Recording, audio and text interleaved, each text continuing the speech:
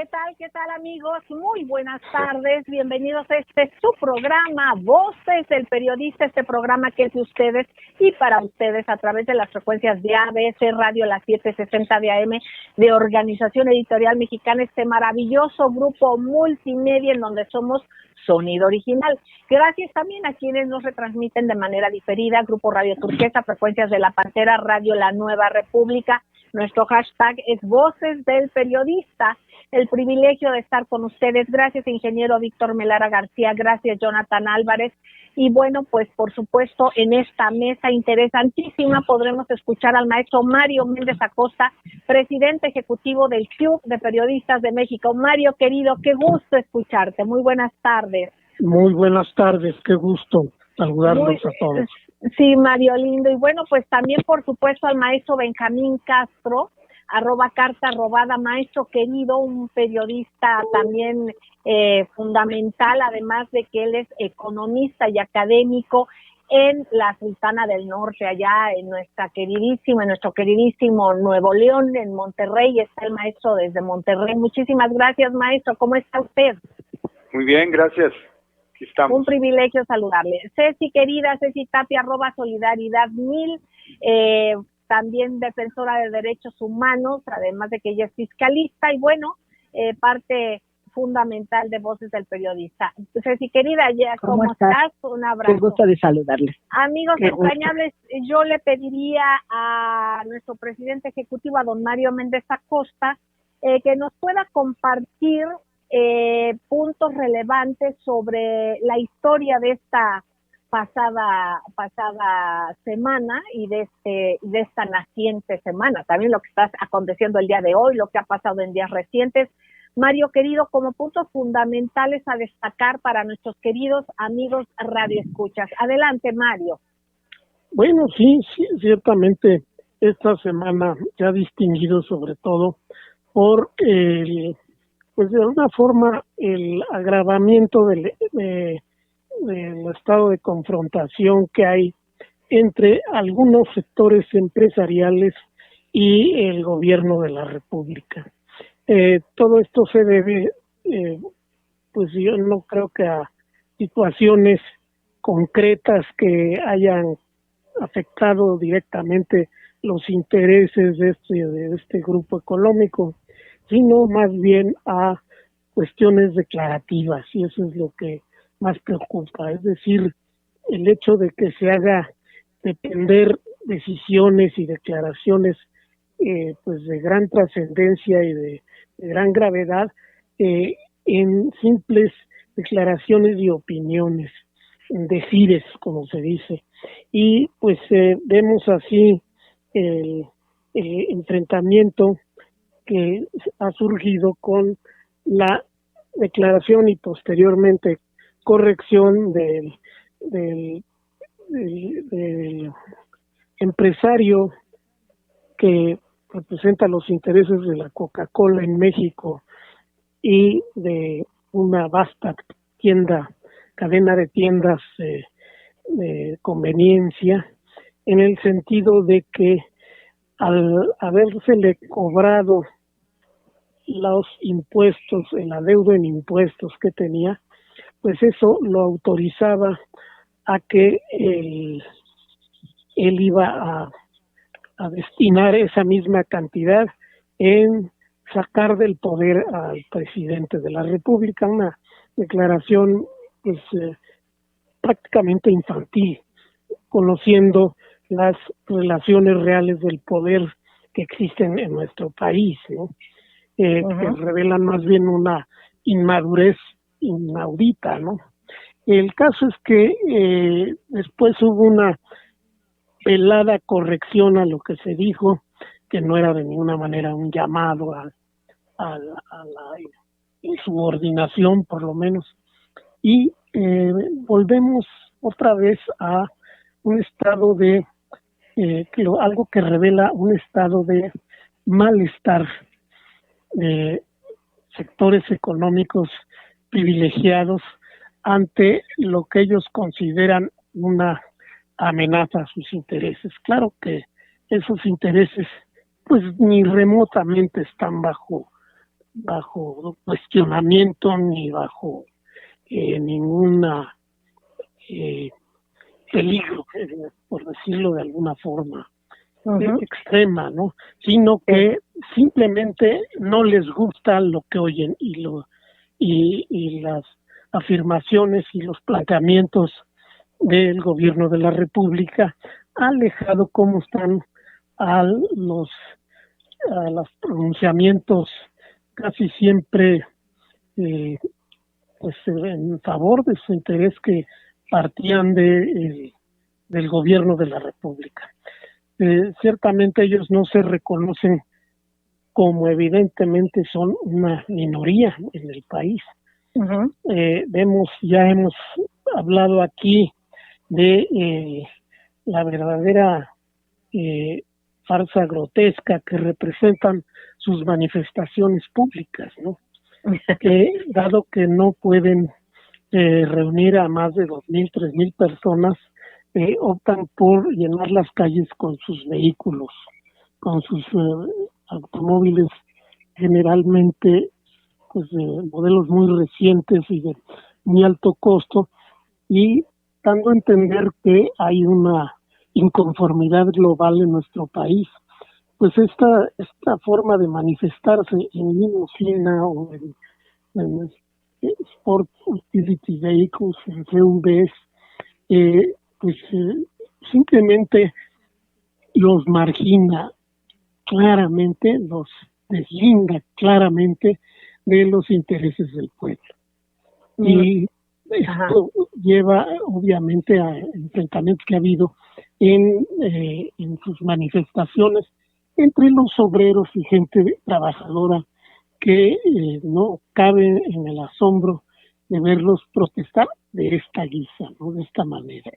Bueno, pero en fin, es el planteamiento de quien no puede no puede lograr una movilización popular en su favor, porque se sabe y está consciente de que sus intereses están encontrados con los de la mayoría de la población.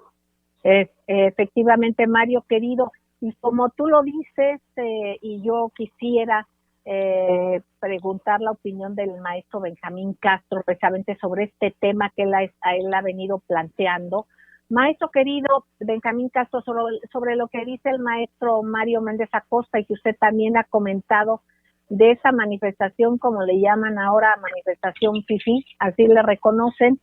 Vimos en Twitter unas imágenes realmente contrastantes. Una de ellas recuerdo a un ciudadano con un queso, ¿no? Un paquete de un queso fresco, y encima su kilo de tortillas, y es lo que se va a hacer su torta, su taco, más bien su taco, ¿no? Y está en la calle y empiezan a pasar vehículos, esos camionetones blindados, vehículos de altísimo costo, como bien señala Mario Méndez Acosta, y él hizo comentarios que no repito aquí, ¿verdad? Muy simpáticos, porque no me podría igualar, sobre esta claridad del pueblo mexicano, pero también con un lenguaje muy florido. Pero ¿qué es lo que sucede ya y cómo se traduce en la historia de esta visión económica neoliberal, maestro querido? ¿Y cuál es su análisis, don Benjamín? Bueno, es algo muy simple, porque además es evidente, es empírico. Aquí nosotros lo vimos ahora sí que con nuestros propios ojos en Nuevo León. Es decir, el periodo neoliberal no solamente destruyó a la industria estatal, a las paraestatales que desaparecieron, o al petróleo que se privatizó, o la Comisión Federal de Electricidad, sino también Exacto. causó la más alta mortandad de empresas privadas en todo el país, ¿verdad? De esos 30 y tantos años. Desapareció, por ejemplo, aquí, la cervecería, que pasó a manos extranjeras, el acero, las dos grandes empresas acereras, IMSA y el Grupo Alfa, el Grupo Alfa, que es el dueño de Ilzamex, pasó a manos extranjeras. Cemex se fue a la quiebra, Vitro perdió la mitad. Es decir, las empresas íconos de aquí de Nuevo León fueron destruidas por crisis de endeudamiento, principalmente, fueron a la bancarrota, no hubo quien los rescatara y se perdieron. Igualmente, cientos de pequeñas y medianas empresas, por ejemplo, metalmecánicas, las que hacen el troquel, las que hacen tornillos o que hacen piezas de alguna máquina, etcétera, también desapareció la mayoría. Entonces, ¿qué necesidad tienen de andar peleando por un modelo que los destruyó a ellos mismos? El empresario que mencionan, el Diablo Fernández, como le dicen acá, sí, presidente de FEMSA, él lo sabe muy bien. Ellos perdieron la cervecería hace unos años precisamente por una deuda que no pudieron pagar. Y hay que señalar que durante mucho tiempo las empresas de Monterrey y las grandes empresas del país reportan como utilidad principalmente lo que no pagan de impuestos, es decir, casi idéntico. Quiere decir que si pagaran impuestos no tendrían utilidades. Así ha venido funcionando. ¿Por qué? Por el estancamiento de la economía, por la falta de ventas en el mercado interno. Se fueron a la aventura de exportar a los Estados Unidos y a la globalización, se metieron muy duro, le metieron mucha lana y terminaron endeudados y en bancarrota, ¿verdad? Entonces, ¿por qué no mejor el propio Diablo Fernández y los demás?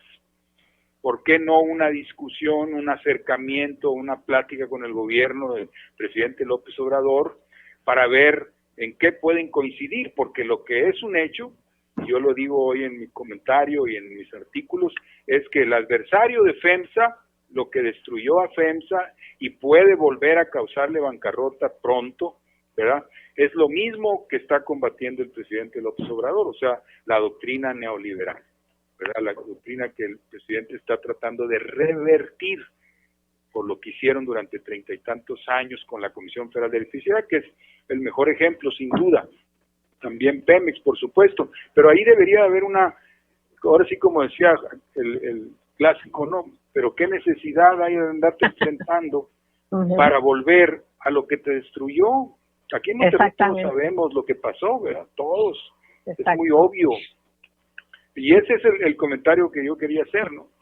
Maestro querido, pues importantísimo, muy relevante, y ahora sí que desde la cuna de donde todo esto se ha gestado, lo que ha sucedido, y usted con este análisis como economista, como académico, nos lo ha expuesto de manera muy clara, pero qué necesidad, cuando realmente las necesidades pues son las mismas y deberían de ir por un camino, ¿no? Y sin embargo, pues estamos viendo estas circunstancias y que ya seguiremos pues analizando a lo largo de este programa con los maestros Benjamín Castro, el maestro Mario Méndez Acosta, de Citapia Solidaridad Mil, y más adelante, por supuesto, el maestro Rafael Barajas Durán, @Fisgón_Monero. Vamos a un corte y no tardamos. Gracias.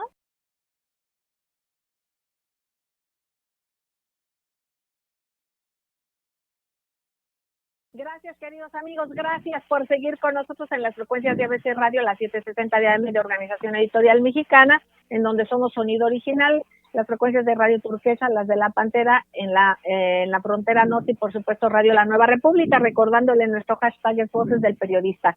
Queridos amigos, fuera de este horario, más adelante, ustedes también nos pueden buscar en nuestro canal, en el canal de Voces del Periodista Radio, en el canal del Club de Periodistas de México. Estamos con el maestro Mario Méndez Acosta, presidente ejecutivo, el maestro Benjamín Castro, ustedes ya lo escucharon, la maestra Ceci Tapia, más adelante el maestro Rafael Barajas Durán, Fisgón Monero. Maestro Benjamín Castro, nos fuimos al corte ya casi para terminar su análisis. Si pudiera usted, por favor, complementar, y también posteriormente el maestro Mario Méndez y Ceci Tapia. Maestro, ¿qué es o a qué se debe entonces esta cerrazón a no querer ver los propios intereses de una empresa, de sus empresas, que van muy acorde con lo que está haciendo el presidente Andrés Manuel López Obrador? Sin embargo, ellos se niegan.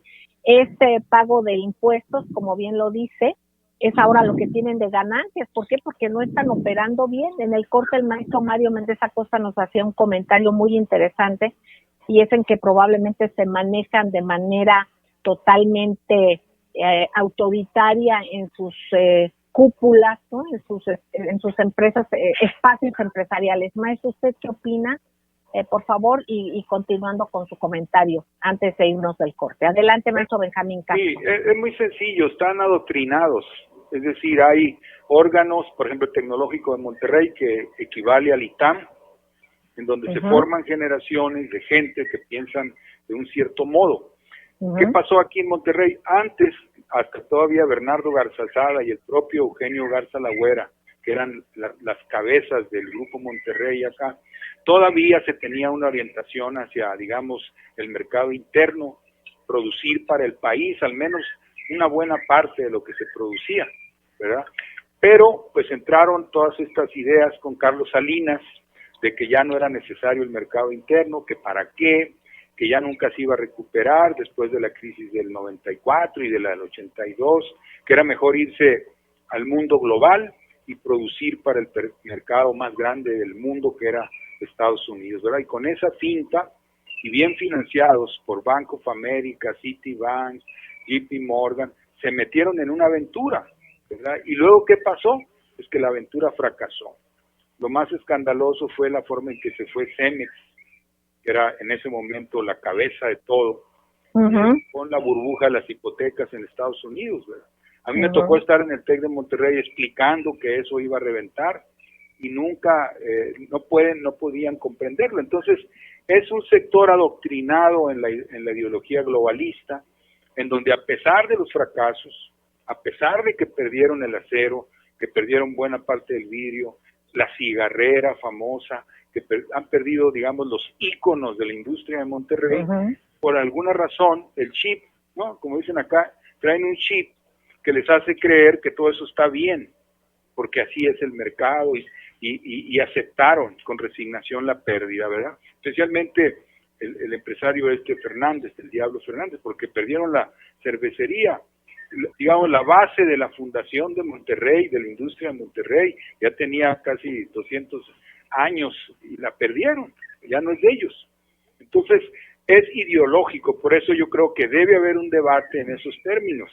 Si queremos buscar unidad, de que el país no se haya una confrontación, pues digamos, ¿verdad?, ¿qué pasó en esos 30 y tantos años? Es cierto que le fue muy mal a Pemex, sí, lo descapitalizaron, lo quebraron, lo endeudaron, sí, igual con la Comisión Federal de Electricidad, igual con otras empresas, pero también con ustedes.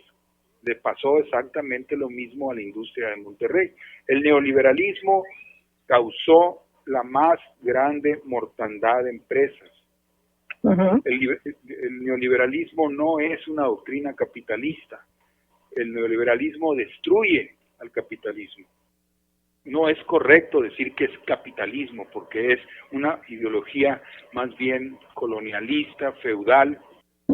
Destruye las naciones, destruye las economías para dejarlas en manos de unos cuantos consorcios globales. Sí.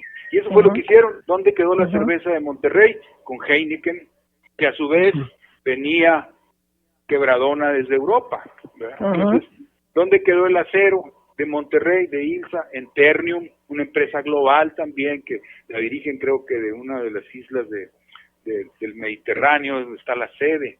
Entonces, eso es lo que ocurrió. Si hubiera habido desarrollo económico capitalista, pues estaría muy diferente el país. No lo hubo. Se destruyó incluso a la propia industria privada, a los negocios. Puedo hablar de muchos más, ¿verdad? Pero pongo los ejemplos más conocidos. Exactamente, maestro. Muchísimas gracias, y un planteamiento fundamental y además muy propositivo. Don Mario, querido Mario Méndez Acosta, nos compartías y parte también de este análisis, desde ese tipo de psicología, Mario, querido, en donde nos damos cuenta de que pues desde adentro de las propias empresas ha habido esta implosión. Adelante, Mario. Pues sí, porque lamentablemente estamos ya en el siglo XXI y estos grupos empresariales siguen funcionando como grupos familiares.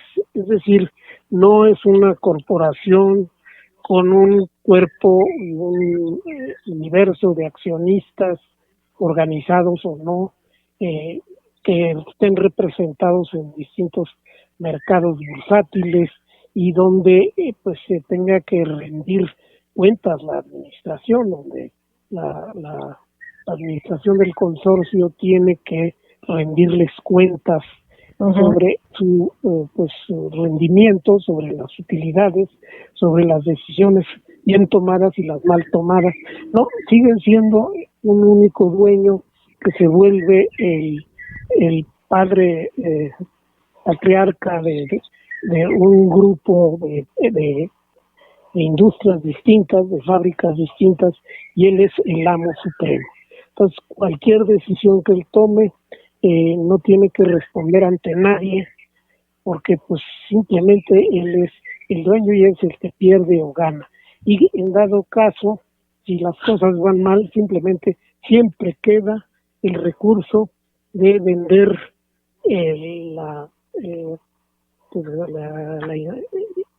toda la infraestructura productiva a otra empresa del exterior, ¿no?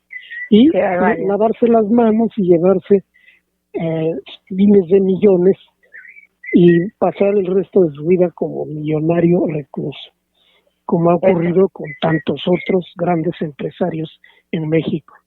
Pues, queridos amigos, esta manera de no querer ver precisamente las malas operaciones. Ceci, querida, tú como fiscalista y con todo lo que han planteado los maestros es muy importante, muy interesante el darnos cuenta realmente el objetivo de productividad que se está dando desde adentro de la intención, obviamente, y de las acciones del gobierno, del actual gobierno. ¿Cuál es tu punto de vista y cómo has visto las redes sobre el tema, Ceci?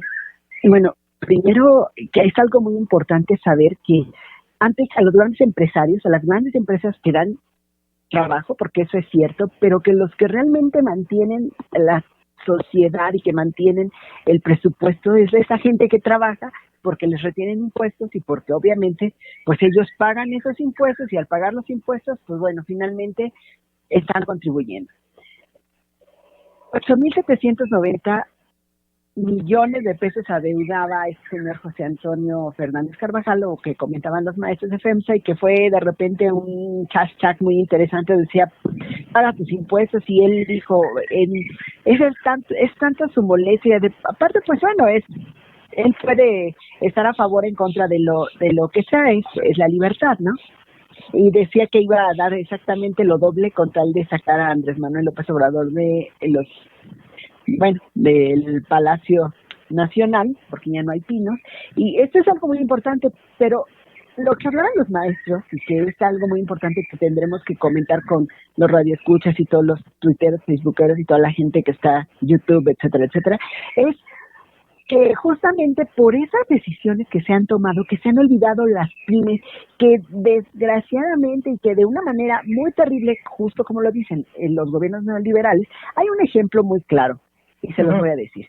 Mejora tu Hotel, que es un programa que heredó la 4T de la administración pasada, pero la administración pasada, o sea, se supone que era para pymes, o sea, para empresas pequeñas que tienen un lugar donde pueden ser de 1, 2, 3, 4 estrellas, pero no 5 estrellas, pues no tienen tanto dinero.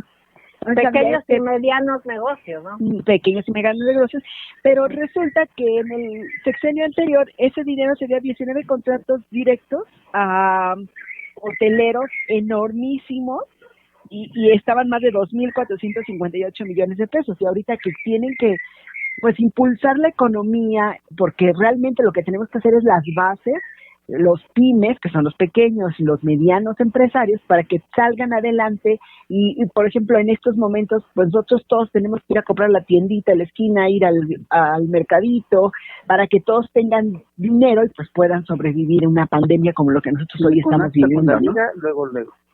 Entonces, bueno, finalmente ese es el tema y yo es algo que sí quisiera comentar. Tenemos que fomentar, y eso las redes ahorita la vamos a platicar porque hay un tema, querida Celeste, que las redes no tocó, justamente, claro, que no tocó, y fue lo de la Barbie, porque en todos los días nunca jamás fue tendencia que la Barbie era un infiltrado de la DEA y bueno, que fue testigo, y que además él dice que el expresidente Felipe Calderón pues era el que presidía las reuniones de la reunión. Entonces, ese es algún tema que yo quisiera que en algún momento dado lo fuéramos desarrollando, porque, pero además, porque nunca fue tendencia en las redes. Nosotros todos los días leímos las tendencias y jamás fue tendencia, excepto semanas pasadas, antes que detonar esta declaración, hubo un hashtag que decía Calderón sí sabía, pero después de estas declaraciones, el mutis. Pues vamos a ir al corte, queridos amigos, y bueno, pues ya hablamos de estas situaciones evidentes y vamos a ir también ahorita a tratar ya de que pueda estar en la mesa también el maestro Rafael Barajas Durán, @Fisgón_Monero. Vamos a un corte y no tardamos, gracias.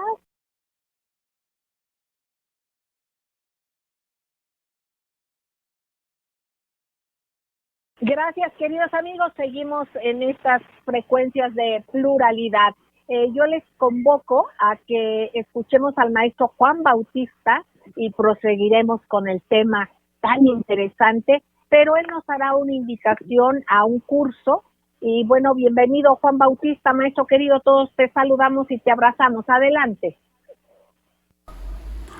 Hola, ¿qué tal? Saludos a la maestra Celeste Sánchez Miera del Club de Periodistas y conductora, desde luego, de este programa ya legendario en el periodismo.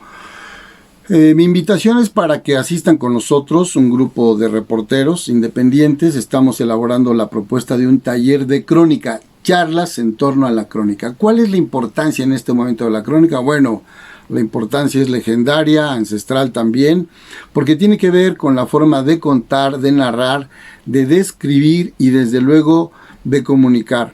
Un género periodístico muy privilegiado y que en estos momentos encontramos que está mutando a partir de la creación de los nuevos medios digitales. Entonces se está convirtiendo en un medio interesante, en este caso por comunicar. Entonces estamos charlando, versando en torno a este género periodístico que tiene mucha demanda. Los invitamos a que nos sigan en la Fraternidad de Reporteros de México a través de la plataforma Google Meet a partir de este miércoles 17 de junio a partir de las 18 horas. Serán 5 miércoles. Entonces, los esperamos, FREMAC 2018, por Facebook desde luego, y que se enteren a través también de nuestras redes sociales. Y gracias a la maestra Celeste y este espacio por difundir lo que tiene que ver con el periodismo, el quehacer de los periodistas y desde luego compartir, horizontalizar el conocimiento para los ciudadanos también interesados en este tipo de periodismo y las distintas formas de ver la vida. Gracias y saludos. Un abrazo, maestro Juan Bautista, un abrazo a la Fraternidad de Reporteros y continuamos en Voces del Periodista, queridos amigos. Seguimos con el maestro Mario Méndez Acosta, presidente ejecutivo del Club de Periodistas de México, el maestro Benjamín Castro, académico, economista, con la maestra Ceci Tapia, ella es fiscalista y es defensora de derechos humanos.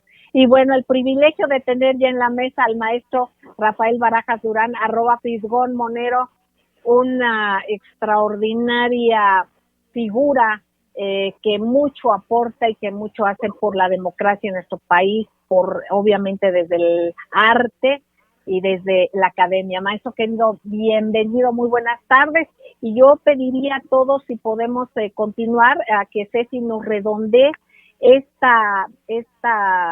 que estamos viendo en las redes y lo que también de repente callan en las redes. Por ejemplo, precisamente ahorita ha habido un hashtag, el silencio de Calderón o Calderón calla. Ha habido varios hashtags sobre el tema de por qué calla Calderón, así como que ya sabemos por qué se reía la Barbie, ¿verdad? Precisamente Anabel Hernández ha compartido y comentado que desde el 2012 él publicó una carta que le envió la Barbie, pero que no se le dio la importancia que debía, obviamente por los intereses que estaban en ese entonces, y que quitaron el peso de palabra a la Barbie, quien se creía pues solamente como un criminal y no se sabía que era un informante de la DEA y del FBI. Entonces, pues vamos a darnos cuenta por qué unos callan, por qué hay unos hashtags que se posicionan y otros que no conviene que se posicionen.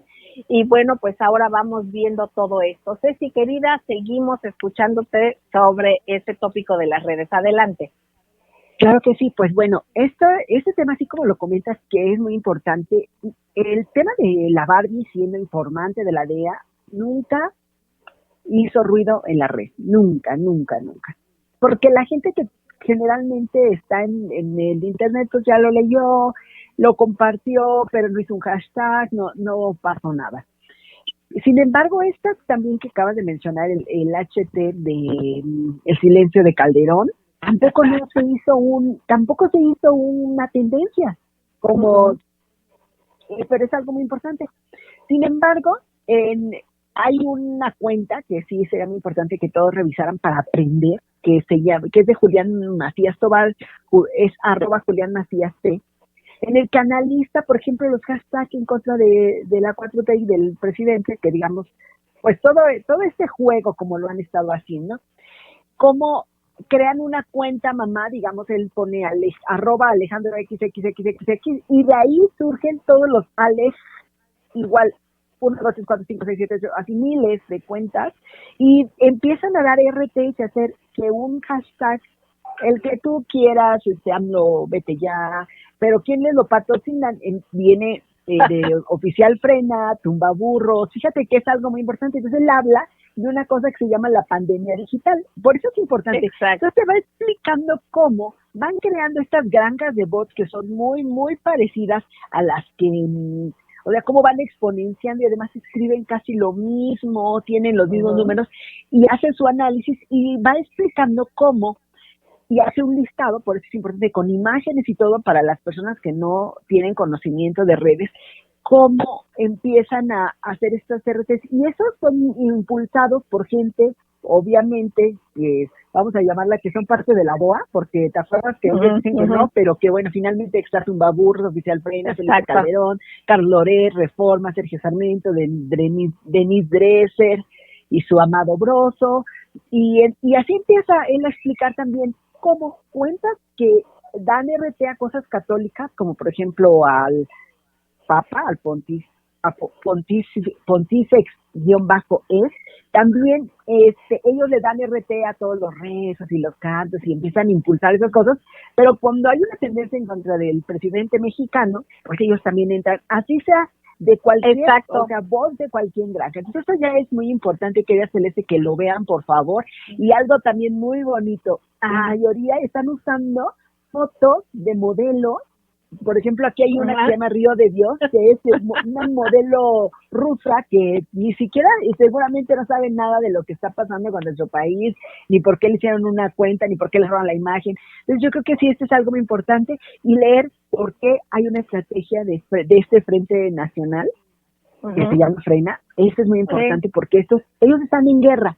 Nosotros estamos muy contentitos pues viendo el gobierno. Entonces, bueno, este es mi comentario de redes. Muy interesante, Ceci. Yo creo que un frena desenfrenado y una ecolalia digital, porque finalmente son los mismos que repiten.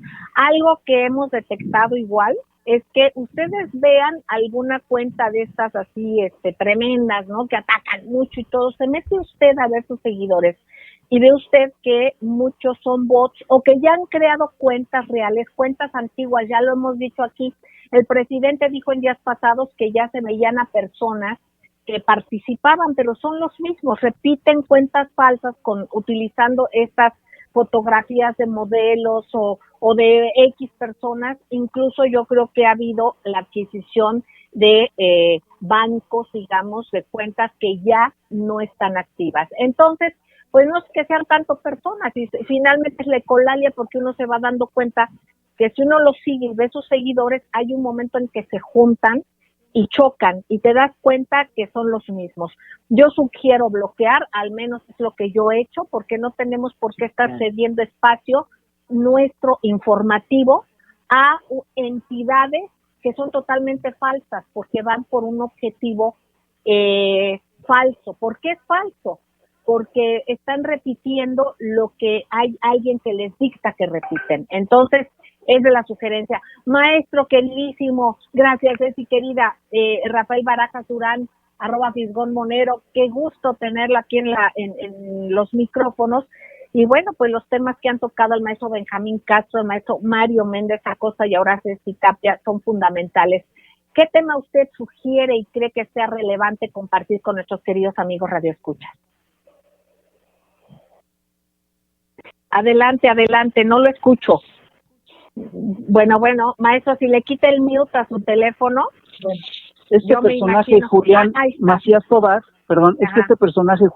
Tobar, hace un análisis que es verdaderamente muy interesante, porque estudia una tendencia que tiene más de 350,000 tweets, y lo que encuentra, y él lo dice con toda claridad, es que encuentra bots, fundaciones y medios financiados desde Estados Unidos, y no solamente desde Estados Unidos, una parte muy importante de estos retweets vienen de Europa, de España, y te hablan claramente de los vínculos que tienen los sectores fascistas con esta ultraderecha mexicana. Digo, el problema no es menor. Ahora, también señala una cosa que es muy interesante, que es que estas cuentas aquí en México se articulan en gran medida a través de las cuentas pues, del tumbaburros, de la Greñitas y de quién sabe qué, que son cuentas claramente ligadas a la ultraderecha mexicana. Ahora, vamos al corte, maestro, perdón. Claro que sí. Con este punto regresamos, con este punto del maestro Rafael Barajas Durán. Vamos al corte, no tardamos, gracias.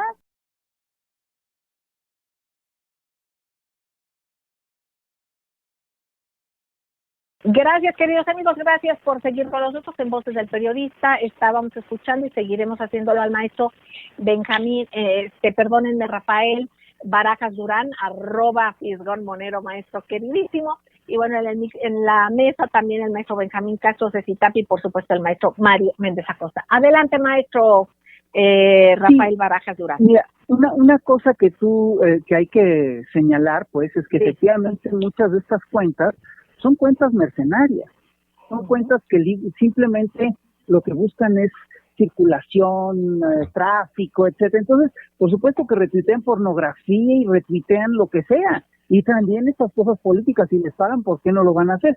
Y esto es una cosa típica de las lógicas de la derecha, que es extremadamente hipócrita. Por un lado se escandaliza y se dan golpes de pecho y dicen que son muy moralinos y quién sabe qué, y por el otro lado están perfectamente dispuestos a utilizar este tipo de materiales y a nutrir ese tipo de materiales. Es típico de la hipocresía de la derecha. Como típico de la hipocresía de la derecha es el tema de el silencio, pues, ante el caso de Genaro García Luna. Sí fue tendencia el día de ayer el tema del silencio de Calderón. Llegó a ser tendencia durante bastante rato, lo cual me parece muy bien. Y de veras que el silencio de Calderón ante el asunto de García Luna, pues es bien ominoso. No podemos olvidar el peso y la importancia que tuvo Genaro García Luna en el sexenio de Calderón. Una de las críticas más fuertes que se le hicieron a la estrategia de Felipe Calderón es la siguiente, es que echa a andar la guerra contra el narco a sabiendas de que la policía y otros cuerpos de seguridad están infiltrados por el crimen organizado. Es algo que ya estaba muy documentado desde la década de los 70, y a pesar de todo eso echan a andar el proyecto de la guerra contra el narco como si no pasara nada. De hecho, hubo una operación en 2008, no sé si ustedes la recordarán, que es la Operación Limpieza, en la que detuvieron, entre otras cosas, a 25 altos funcionarios de la policía, entre ellos agente de confianza de Genaro García Luna. Ahora, tú dirás, bueno, ¿y qué peso tiene eso? Hombre, tiene un peso enorme. Es decir, se denunció varias veces la infiltración del narco y de los vínculos que tenía García Luna contra el narco. Está el caso del general Ángeles Daguajari, que es la verdad, yo sí creo que se merece la medalla Belisario Domínguez, ¿no? Es un tipo que denunció en su momento los vínculos de Genaro García Luna con el narcotráfico, y bueno, ¿qué implicaciones tenía esto? Pues tenía algunas muy dramáticas. Ustedes recordarán que en aquella época se instaba a la población a denunciar a los criminales, y de repente estos señores que hacían las denuncias amanecían muertos. Perdón, ¿quién filtró esa información sino los altos mandos de la policía? Esto, por supuesto, que tiene una serie de implicaciones absolutamente bestiales, ¿no? Y es un hecho que la militarización del proceso de la lucha contra el narco aceleró el incremento de la violencia en la nación. Ahora, es chistoso porque yo estoy convencido de que la Barbie pues era informante de la DEA y de la FBI, del FBI, ya nos lo acaban de mencionar, pero también estoy convencido de que Genaro García Luna también estaba en esas. Ahí claramente hay un proceso político y deciden de repente soltar la información en momentos estratégicos porque les conviene hacia sus intereses. Recuerda que los narcotráficos, esto lo consignan a Abel Hernández en más de una ocasión, tenían un dicho que decía, los gringos te hacen, los gringos te deshacen. Entonces, así como hicieron la fortuna del Chapo Guzmán, así como hicieron la carrera del Chapo Guzmán, en cuanto les convino detenerlo, lo detuvieron. Yo recuerdo claramente que a Félix Gallardo lo detienen justamente cuando la DEA y la CIA y el gobierno de Estados Unidos toma la decisión de detener, entre otras cosas, al gran capo colombiano, ¿no? Ahorita me acuerdo, a este gran capo colombiano que era súper siniestro, ¿no? Y entonces deciden Pablo Escobar, exacto. Cuando deciden acabar con Pablo Escobar, tienen que acabar con sus socios, y uno de sus socios estratégicos es Félix Gallardo. Entonces se van sobre él pero hasta entonces estos sectores contaron con el apoyo de la CIA, de la DEA, y traficaban armas para la contra nicaragüense y formaban parte de los operativos del Irán contra, eso está clarísimo. Entonces, bueno, yo espero que se haga la investigación. Es decir, a mí sí me parece que es sumamente escandaloso que Felipe Calderón haya presidido reuniones de narcos como lo denuncia la Barbie y como lo han denunciado también otros capos de la droga, ¿no? Me parece increíble que haya, porque eso básicamente lo que establece es que sí, estos señores lo que hicieron es que fundaron un narcoestado poderosísimo y sumamente siniestro que dejó ensangrentada y enlutada a la población mexicana. Muchísimas gracias, totalmente cierto, y yo creo que no debemos olvidar también que en ese tiempo se diversificó como nunca precisamente la delincuencia organizada. O sea, era el tráfico de drogas, pero también esos mismos grupos se dedicaron al secuestro, a la extorsión, al derecho de piso, a una serie de cosas y de flagelos que ya son creo que más de 23 tipos de delitos que derivaron de ahí y de esos mismos grupos y contando con esos mismos apoyos. Así es que esto es totalmente aberrante, el darnos cuenta quién nos gobernó, ¿no? Y quiénes estuvieron en las cúpulas del poder. Yo les pediría, maestros queridos, en el orden en que hemos ido, por favor, si pudieran darnos un pensamiento muy breve, ya que se nos acaba el tiempo, nos quedan 3 minutos, pero para dejar con una tarea de reflexión, dejarnos a todos, por favor, el maestro Mario Méndez Acosta, adelante. Sí, todas estas revelaciones de los últimos días han puesto en evidencia hasta qué grado el gobierno de Felipe Calderón se hizo copartícipe de un estado delictivo, de una situación de gran delincuencia. Tenía la opción de combatirlo con las vías de la ley y saneando los aparatos judiciales y policíacos, o tenía también la opción de unirse a él y simplemente fingir que lo combatiendo exclusivamente a un grupo limitado de delincuentes, porque él ha presumido: en mi sexenio yo capturé a muchos delincuentes, sí, pero también encumbró a los más poderosos y a los más difíciles de erradicar, y que claramente pues seguían funcionando con él. Es decir, él aceptó ese reto y se incorporó al mismo, convirtiéndose en uniéndose a ellos, como dice el refrán. Les echó abono, maestro querido. Adelante, don Benjamín. Bueno, hay que decir, ya con todas estas evidencias, que lo que se desató a partir del 94 con el Tratado de Libre Comercio es precisamente el desarrollo de una narcoeconomía en México. una narcoeconomía regenteada desde los Estados Unidos por las agencias de inteligencia, que son 12, no nada más las que conocemos por acá. ¿Para qué? Con el objetivo fundamental de embrutecer a su población, ¿verdad? Como una forma de contrainsurgencia, como una forma de control. Así que todos los carteles de la droga en México y los gobiernos de este periodo, pues eran también regenteados desde allá, ¿verdad? El mejor ejemplo, por lo que mencionaba Rafael, fue Colombia. Cuando los Bush decidieron en Colombia suprimir al cartel de Medellín, con Pablo Escobar y otros, le dieron el poder al cartel de Cali, que era un cartel más civilizado, con puros dirigentes que venían de Harvard. Exacto, eso es importante, maestro. Maestro Rafael Barajas, adelante. Sí, mira, hay que recordar una cosa, es decir, lo que ocurrió en este periodo es muy grave. Yo estoy convencido de que la narcoeconomía tiene un impacto en la economía general similar al que tienen las drogas en la gente. Es decir, en primer lugar, los colocan en una situación de euforia momentánea extraordinaria, porque de repente te llega un flujo de dinero increíble, etcétera. Entonces los meten en una situación de irrealidad.